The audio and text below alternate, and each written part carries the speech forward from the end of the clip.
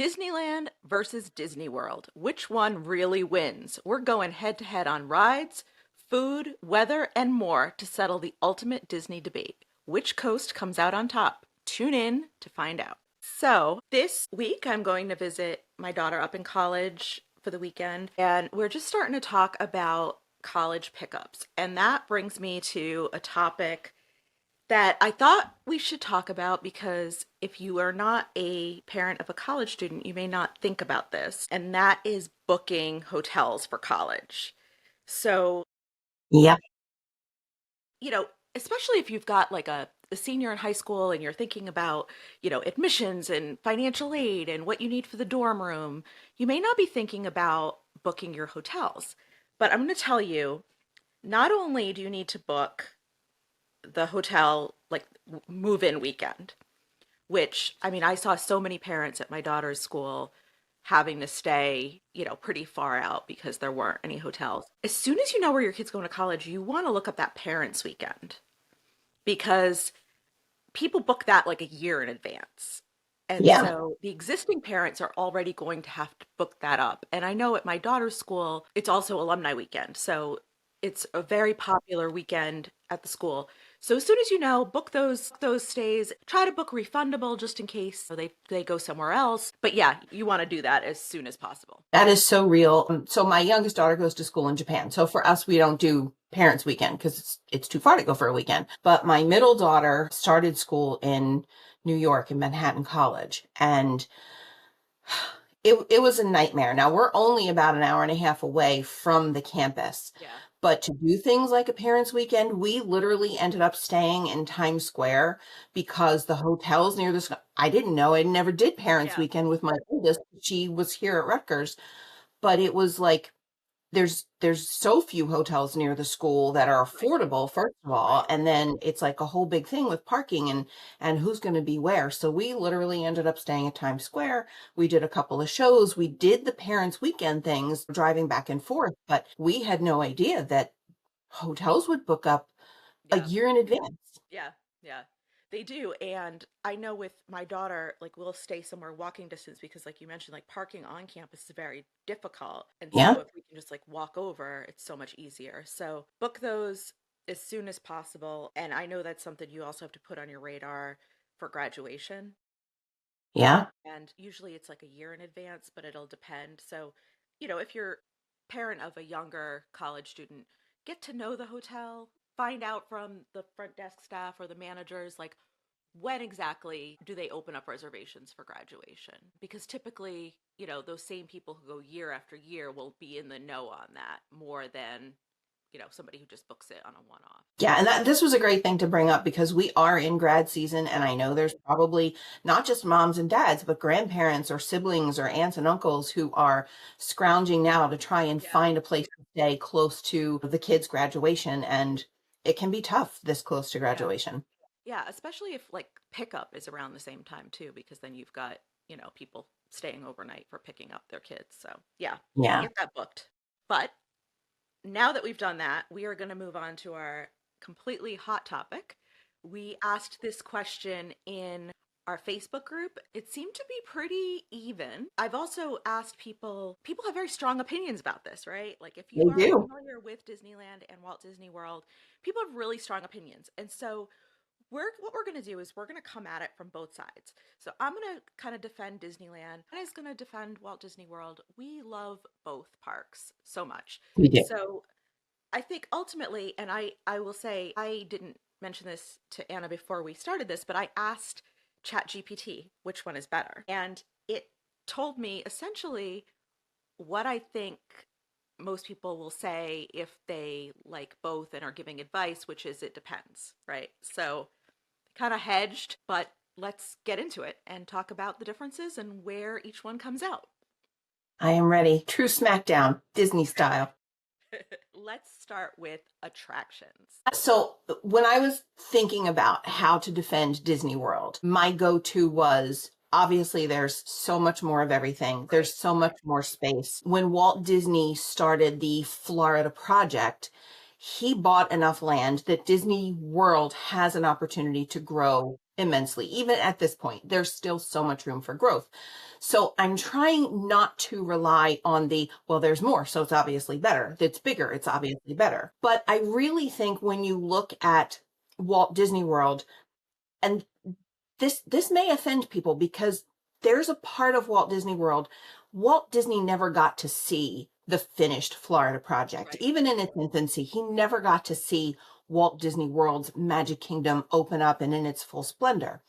So I think without him to carry on for maybe another 15 or 20 years, there has been an opportunity at Walt Disney World to kind of blend the classic, these are Walt's attractions, these are the things he wanted there to be, with the, well, let's do something more contemporary. Let's bring more things that are, that little kids now are going to know and understand. And I think with the attractions at Walt Disney World, and even if I just look at Magic Kingdom, I think they get the slight edge in having the opportunity to have that blending, the blending of the classic, the Haunted Mansion, It's a Small World, with things that, today's kids want, more of a thrill ride, more excitement, more now stuff. So, I mean, obviously Disneyland has the two parks and Walt Disney World has the four, right? So it is hard to compare when there is clearly more at Walt Disney World.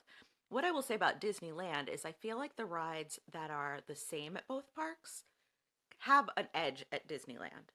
So Pirates of the Caribbean, way better at Disneyland. I mean, that's the big one, right? But I think Space Mountain's better at Disneyland. I think, you know, I'm not gonna get into a Guardians of the Galaxy versus Twilight Zone Tower of Terror because I love both of them, right? So Yeah. I like having both. But at Disneyland, you also have some things that you don't have at Disney World. So Cars Land, for instance, which is some of the best theming I think that Disney has done. Radiator Springs Racers, which does have a similar track to Test Track, I think is executed better at Disneyland. Pixar Pier, the Incredicoaster, so much fun. It's a Small World at Disneyland. I have to do it every time, even though it is not a thrill ride necessarily. I love the outdoor, you know, loading of that vehicle. And then you also have Avengers Land, right? Avengers Campus. So I think that there's a lot of potential with Avengers Campus. I'm not going to say, I know the Spider-Man um, Web Slingers ride has kind of mixed reviews, but I think if you want to see those characters, that's a really fun land. So, Yeah, and it's it's hard for me to say, well, we've got Pandora at Disney World. We've got Epcot, which in and of itself right, is just an amazing day at a theme park because of the lack of space at Disneyland. right, But I think comparing apples to apples, if, I'm not trying to boost your side, but just the overlays of the classic attractions there over the holidays.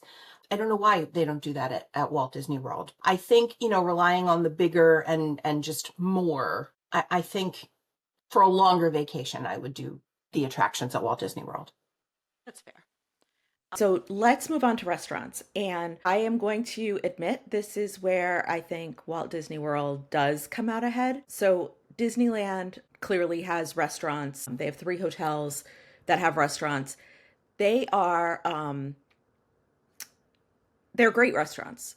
Absolutely. Mhm.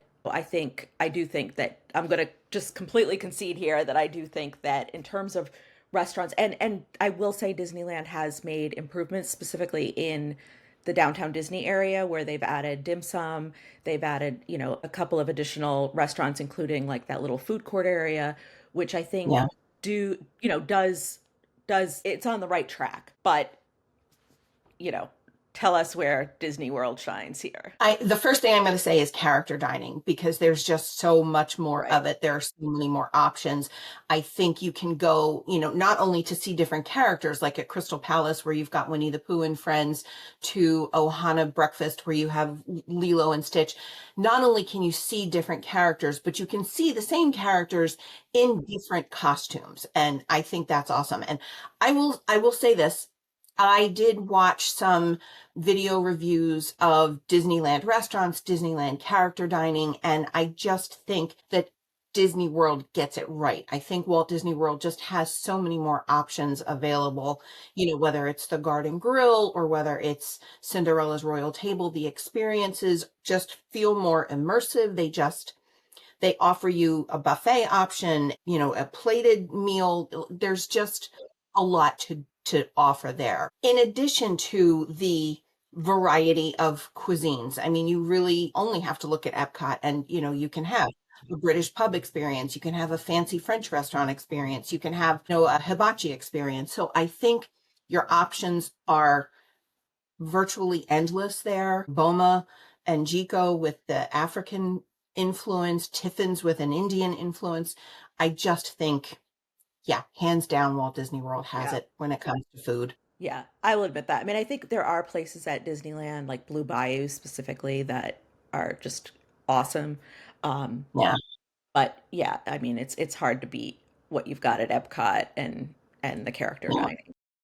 But where I think Disneyland comes ahead is the snacks. So Oh, I have dreams of a carrot cake churro. Like it just my mouth waters every time I think of churros at Disneyland. so many churros, but lots of other snack options too. There's just I think more carts with snacks. I think there's more like special edition snacks at the events, beignets from multiple places Yeah. throughout the parks, I wonder if, well, and I'm just assuming that a lot of the way the food at Disneyland presents itself is because of the difference in the visitors. right, There's a lot of day visitors at right, Disneyland, right, people that are local or people that are just driving in for the right. day. They're not going to waste their theme park day sitting down at a fancy restaurant. So the snack places and the kiosks are just so much better. Yeah, and also at Disneyland, you can easily walk to many restaurants that are, third party, not Disney. So, yeah, there isn't necessarily the need to have there's not like the bubble like that you get at Walt Disney World where to go out to eat outside you need to have a car or you need to take a ride share. It's like it costs more. Yeah, that probably does have a lot to do with it. Yeah. Speaking of the bubble, hotels. So Disneyland has three hotels. Pixar Place, which was kind of newly redesigned over the past couple of years, that hotel is probably more of a moderate than a value. Hmm.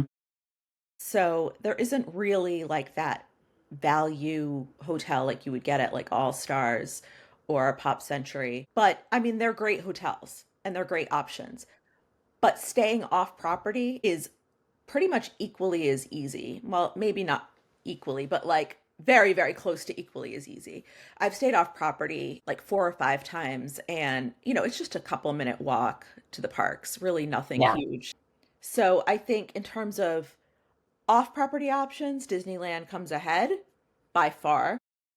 Yeah, for sure. And not because the hotels are better, but just because they're more convenient. And then in terms of on property hotels, I mean, clearly you can't beat the number of hotels that Disney World has. Yeah, and Walt Disney World has options across the board. There are value resorts and there are, deluxe villas where you can get a 3-bedroom villa and bring your whole family. I will say though, I have done the Death March from Hotel Plaza Boulevard at Walt Disney World over to just Disney Springs to get a bus into a theme park. And the fact that Disneyland has options literally within walking distance where you haven't melted in a puddle by the time you get out of the hotel lobby, I think that's an awesome benefit of being in Disneyland because you're not necessarily in the bubble, but you're super, super close to the bubble. And I think at Walt Disney World, once you step away from your Disney resort and you're starting to look in the surrounding area, first of all, it's not walkable. You lose the bubble very, very quickly. Yeah. Yeah. But in terms of, availability and options, the theming at the Walt Disney World hotels is amazing It is. from the value resorts all the way up to the deluxe villa resorts. You have so many of them. There are so many options to choose from. And unless you're going at a super, super busy time, you can usually find something in each of the categories. Yeah, absolutely. But that gets me to the next topic, which is transportation. So at Disneyland, I'm just going to say, if you haven't been to Disneyland, just the ease of that park is so easy, right? So you go through security and there's, a few points. Once you go through security, you're done while you're there. So downtown Disney, Disney's California Adventure, Disneyland, all accessible within that one security line. And so, your transportation ultimately is your feet, right? So you can park hop like as quickly as you can imagine because you just literally walk across the plaza. If you wanted to go to dinner at Disney, downtown Disney, super easy. So while Disneyland doesn't have the transportation options that Walt Disney World has, it doesn't need it. Yeah, you don't need it. And, that surprised me about Disneyland when I went out there because I had heard it was very negotiable by foot. And, I'm not an exercise person. And, just imagining walking even from the Contemporary to the Magic Kingdom at Walt Disney World on an August day, forget about it. You're sweating, it's hot, it's not fun. But Walt Disney World does have the monorail from some of the resorts. You have boat transportation, you have bus transportation. You have a lot of options, the Skyliner, that can get you from point A to point B. So you don't ever have to do even the sort of manageable walks. Mm-hmm.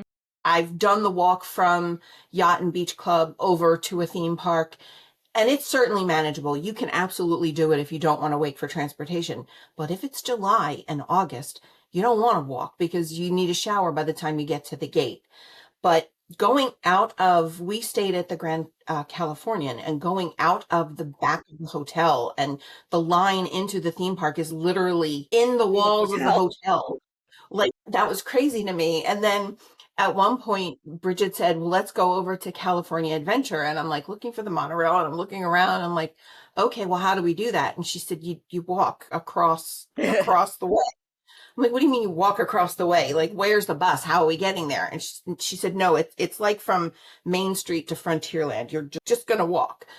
So, I mean, that's super convenient. But I think Walt Disney World does everything that they can to make it convenient. And even with the introduction several years ago of the minivans, like if you're somebody that doesn't want to give yourself an hour to get to a restaurant, you call the minivans. Like they're ready to go. You can take, and it's a lift basically. If you don't know what the minivans are, it's a rideshare service, but it will get you anywhere you need to go on property a little bit quicker than Disney transportation will. Yeah.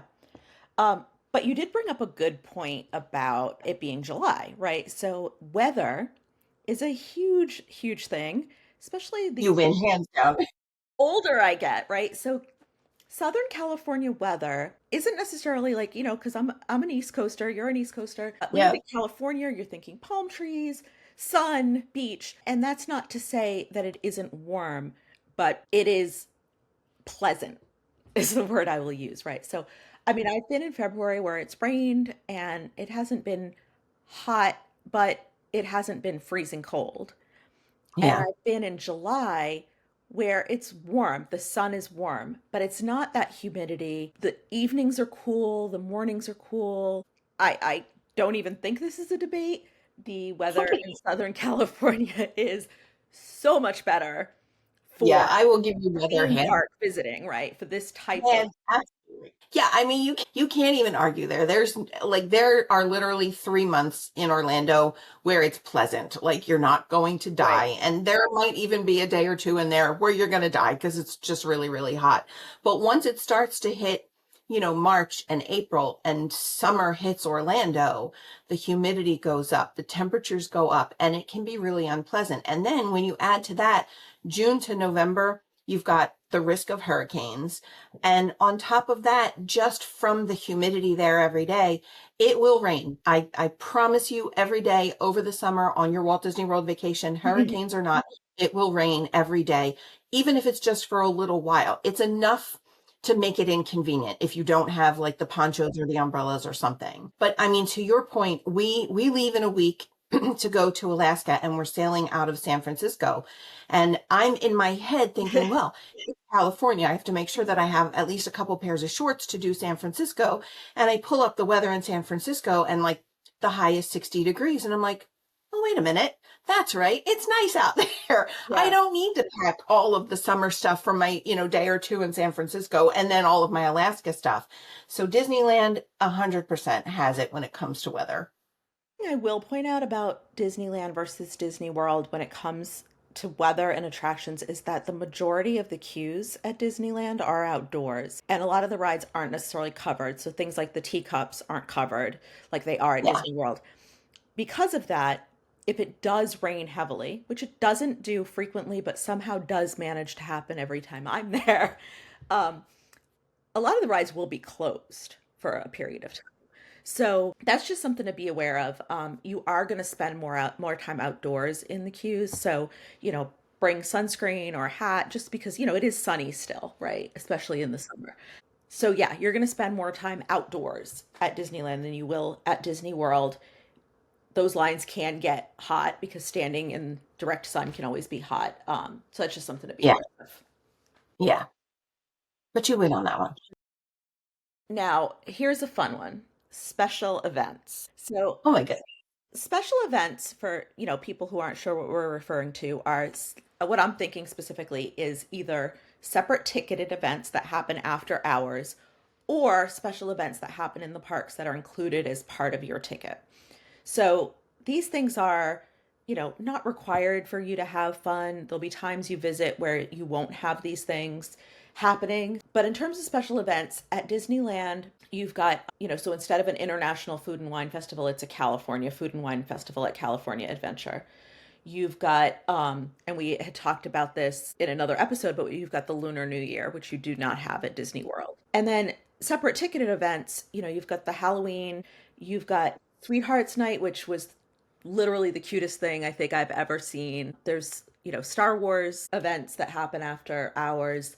Of course, these are all seasonal, but I think there's some fun stuff that happens at Disneyland. I'm still going to give this one to Walt Disney World. I think you cannot go to Epcot and there's not a festival going on, whether it's the Festival of the Arts or Flower and Garden or Food and Wine or International Festival of the Holidays. There's literally something almost the entire year at Epcot. And then on top of that, you still have Mickey's Very Merry Christmas Party, Mickey's Not So Scary Halloween. The last 2 years, we've had Jollywood Nights at Hollywood Studios over the Christmas holidays. Disney also Walt Disney World used to have like a pirate and princess party that they did. I don't know whether it was 1 or 2 years, but they have tried to introduce other things. They have Night of Joy. So there are a lot of events and a lot of activities that go on at Walt Disney World. And I think when it comes to like seasonal events and activities, I think they sometimes spill over into the resorts. So if you're at Epcot for the International Festival of the Holidays, you can spill out over to Yacht and Beach Club and see the giant displays of chocolate and gingerbread, or you can spill over to the Contemporary and see that, or at Easter time, spill over to the Grand Floridian and check out the Easter eggs and stuff like that. So I think in my mind, the special events, they're more frequent. I do love Lunar New Year though out in California. I thought that was so much fun. And I would do this sweethearts thing because you've made it sound so awesome. But I think I give the nod to Walt Disney World on this one. Yeah, I mean, this, what you mentioned before about it spilling out to the resorts, obviously like the gingerbread houses and the carousels and all that stuff. Although I do know some of that is changing. Yeah. With Lunar New Year, you do get some of that happening at California, the Grand Californian. But yeah, I think with the just the number of festivals at Epcot, it's hard to beat that. Yeah. Um, all right, so this is kind of an interesting one, ease of traveling there. So obviously both of us are East Coasters. Getting to California is not as easy as getting to Florida, unless it is you last week trying to get to Miami. I could have been in California 3 times by Right. the time I got to Miami. But, typically it's a much shorter flight to get to Florida. Clearly, that's not true for all of our listeners, right? So it depends on where you live. The thing I want to bring up about Disneyland is that there are quite a few airports that are convenient to Disneyland. There's Long Beach, there's Burbank, there's LAX. I know there's others too. You could be on vacation in San Diego and kind of just come up and take a quick trip through Disneyland. So even though, it is a longer flight for us, it's pretty easy to get there. And when we go, we don't rent a car. We just get a ride from the airport, which we have to fly into LAX to get a direct flight. But once we're there, we don't need a car unless you want to go eat like way off property. sometimes we'll get a ride share just to go to In and Out because that's a California thing that we need to do while we're there. But you don't need to do that. And so you don't have to pay for parking at your hotel. You don't have to pay to rent a car if you don't want to. So let's talk about Walt Disney World. I'm going to give this one to you and Disneyland. So it's not that it's difficult to get to Walt Disney World. There are a ton of direct flights from most of the major airports around the United States, and I'm sure other countries have a pretty wide variety of options when it comes to getting to Orlando.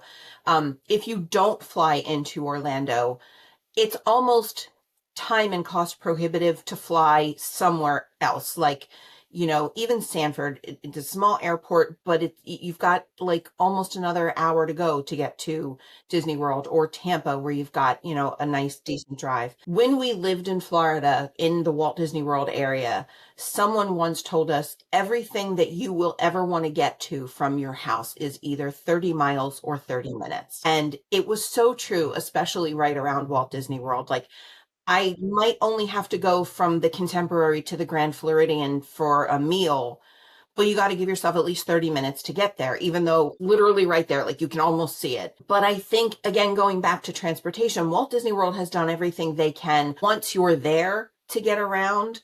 But once you leave Walt Disney World property, you do have to rent a car, or you do have to ride share. If you want to, in your head, oh, I'm going to get there and I'm going to run to Walmart or the local grocery store and pick up a few things to have in the room, that's a ride share. You can't just walk, or it's not even convenient to get a local bus.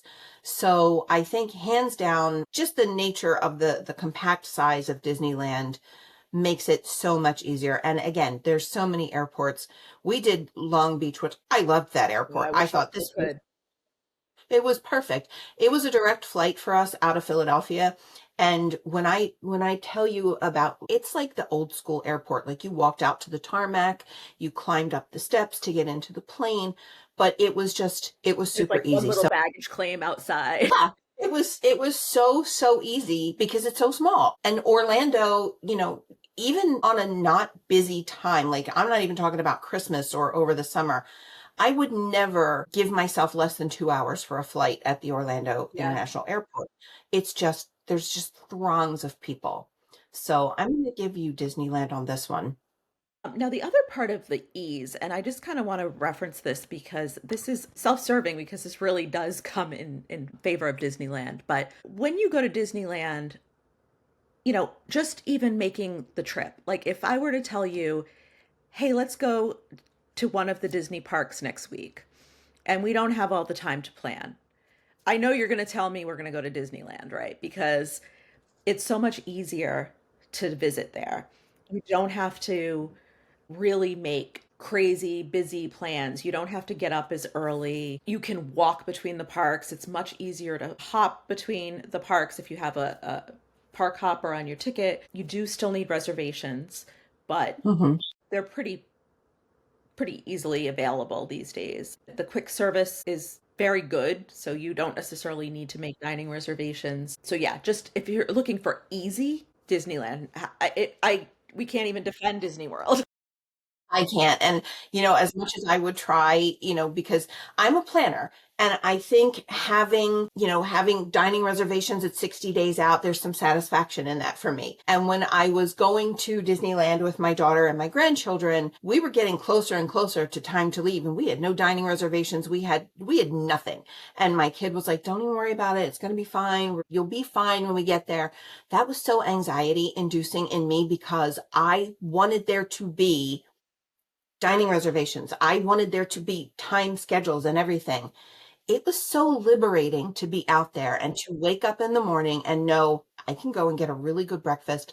I know that we're going to have a great lunch. And we had so many good lunches and dinners. And again, when, going back to like the snacks and stuff, there's just a lot, and there's a lot of really good food. Like, you can get ramen and noodles and stuff like that, and it's super easy and super convenient.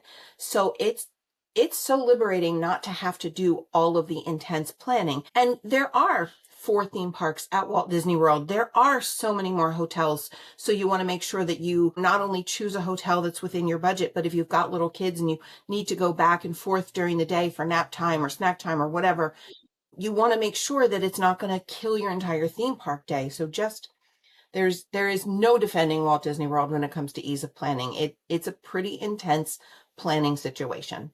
What I will say though is if you do have your heart set on a specific Disneyland restaurant, specifically something like Blue Bayou that's really popular, you do need to make those reservations right when that place books up. But if you're just like, hey, I want to eat some good food while I'm there, you'll have options, even if it's Absolutely. quick serve. Okay, so Disney history. This is another self-serving topic because I know Disneyland wins here, and we did touch on this, but Walt walked through Disneyland.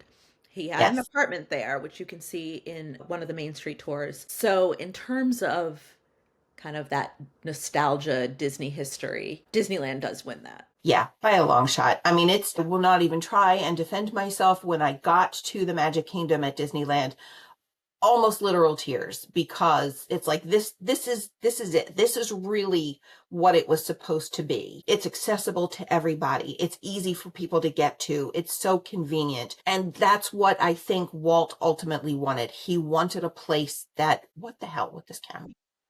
Where am I going?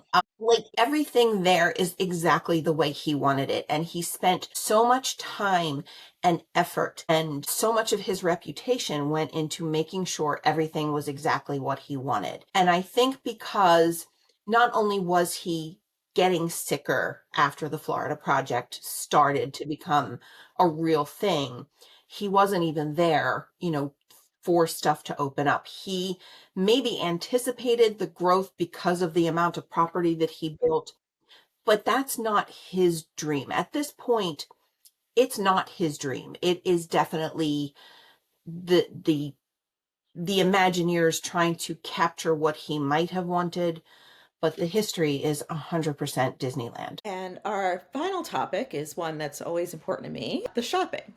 So, other than the fact that you clearly do have many more shops at Disneyland or Disney World because of the size, you've got pretty good shopping at Disneyland. There's lots of options at Downtown Disney, both, things like Disney branded merchandise, home products that are Disney branded, jewelry, clothes, but you also have some third party shops, things like Sephora. There's a store that sells soccer jerseys and stuff. So there is plenty of shopping to be done at Disneyland, although not as quite as on the scale at Disney World. Yeah, and I'm going to take this one for Walt Disney World. And not even when it comes to scale. I think in terms of merchandise, you can go and get a Mickey shirt, but you can get like a classic Mickey shirt. You can get a more trendy Mickey shirt. You can get a Mickey shirt that's made by Lilly Pulitzer. I think across the board, there's just a huger variety of merchandise and types of merchandise, but we also still have the designer stores like Lilly Pulitzer or Vera Bradley or Coach, but we also have the stores that make you feel like you're in a mom and pop shop like Sugar Boo or the candle store. Like there are little shops. And then aside from that, you have the Coca-Cola store, and you have Basin, and you have the hotels, which have not only branded merchandise and, like the sundries, toiletries, things like that you'll need, but you also might find designer clothes like at the Grand Floridian or wherever. So I think Walt Disney World definitely takes it when it comes to shopping. Not to mention all of the international stores at Epcot. Right, right, right. You can go and get Italian candy or French perfume and, all of that stuff. Right, right. Or Crystal or beer steins in Yeah. Germany. Yeah. Yeah. Um, Epcot is kind of what seems to tip things the Walt Disney World way. So Yeah. I guess what we're saying is Disneyland wins on some things, Walt Disney World wins on others. Easier vacation Disneyland is the better option. If weather is a big deal in your planning, you definitely need to consider that. And if you're someone who has only been to Walt Disney World, then we definitely recommend that you plan a trip to Disneyland because you'll be so surprised at Yeah. it's similar, but also very different. And it's just very comforting and fun to be there. Yeah, I was surprised by how much I really loved it. I was dyed in the wool Walt Disney World fan. There was no way another park was going to beat the stuff that was going on at Walt Disney World. There was so much to do, so many things for so many people.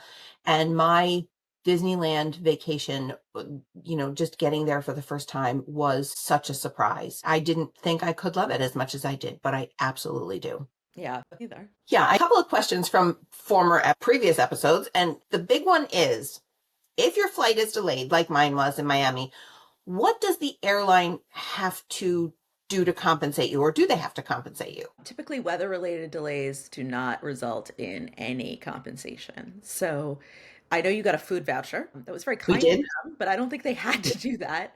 Yeah, it was very nice. It was very nice, but they gave us a $15 food voucher, which they emailed to the address of the person on file for the ticket. And then they told us don't leave the gate area. We're getting back on the plane. So I don't think anybody actually benefited from it, but it was a very nice gesture. Yeah, so they're not required. I think weather-related delays are kind of travel at your own risk. And that is just a good reminder that depending upon where you're flying to, having a travel insurance policy is always a good idea. And I'll just throw this out here because I know I've just talked about it recently with some people locally, is that I have an annual policy that I have for travel. So that covers everything. It doesn't cover over a certain amount. So if I were to go on like an Adventures by Disney trip, I would have like a separate policy for that. But it is nice to have kind of that like blanket coverage. But yeah, Yeah. so if it were mechanical failure or issues with the crew or something else, then you might get into some compensation. But yeah, that like I mean you were not compensated because ultimately they got you from point A to point B. No. And, they don't always make compensation easy to access. I was flying with a friend of ours, Joanne. We were doing a quick girls' weekend in Orlando, and it was just Joanne and I, but she flew from Canada and her stopover was in Philadelphia and she had to change flights. So I booked the same flight that she was going down from Philadelphia. And that flight was delayed by several hours. And they ultimately said that they had vouchers for area hotels, but they ran out of them. I guess they only had so many of them. So what they offered instead was you can go on your own, book your own hotel. And when you get back from your vacation, just send us the receipts and we'll reimburse you some amount. Mhm. Um, I don't know if either of us ever did, because at that point we had been waiting hours and hours and hours at the airport. Like, it wasn't a convenient thing anyway to leave the airport because the flight they rebooked us on was super early the next morning. So we ended up just staying at the hotel right there at the airport, which was more expensive than probably had we left and gone somewhere else. But at that point, you've waited hours and hours at the airport and, you don't want to have to get a taxi or an Uber back somewhere else. So it worked out to be easier for us and more convenient. And I don't think either of us ever actually got reimbursed for that hotel.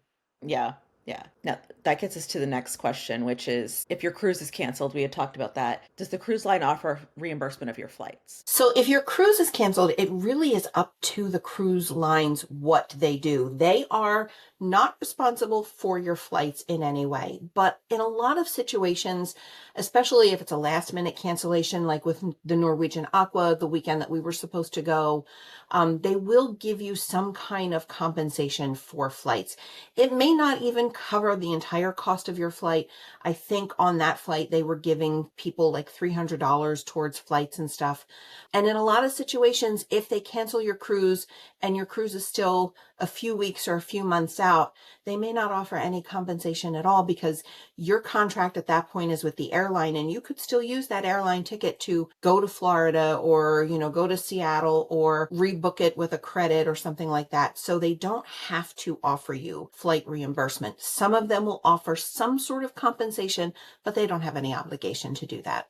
Now, with the example of us being on the Disney Wish during a hurricane, when our cruise was extended, that meant the cruise after us was canceled. And what I will say about that is that at that time, the airlines were offering free cancellation.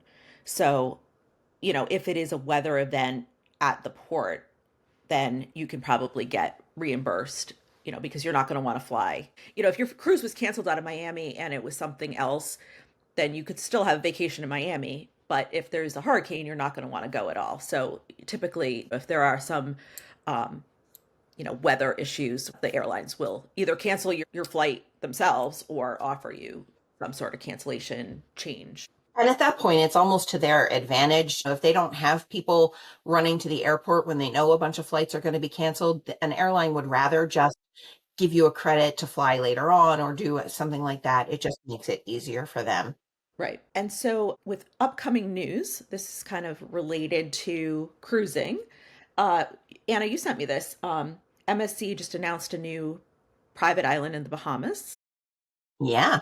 Sounds like we don't have a whole lot of details beyond that. Yeah, so I scoured the web yesterday because I was super excited about it. So it turns out that this new private island is a much smaller island than Ocean Key Marine Reserve, which is their current private island. And evidently this island was sort of created by the dredging and the work that they did at Ocean Key. The materials that they had left over pretty much created this other island. But the one thing that I read, which really has piqued my interest, is that they are hoping to elevate this to a luxury experience. And I'm wondering, does that mean it's a secluded island only for members of the yacht club? Is it a secluded island for members or cruisers that are sailing on Explora Journeys, which is an MSC owned cruise line, but it's a more luxury cruise line? I'm really super excited to find out in the coming months who will be visiting this island, or if there will be maybe an upcharge, sort of like the beach club that Royal Caribbean has. I'm wondering how they're gonna do this. So, more details to come on that. I hope so. Thank you so much for joining this episode of Wander and Chat. We hope that our discussion about Disneyland and Disney World helped you figure out which one is best for your vacation. As always, we really appreciate you listening to our podcast, and we hope that you will subscribe and leave us a review wherever you listen to or watch our episodes. Please join us next week. We are talking all about avoiding a luggage disaster. So, nobody wants to start their vacation with a luggage disaster, and we are going to talk to you about how to avoid it and what happens if it does.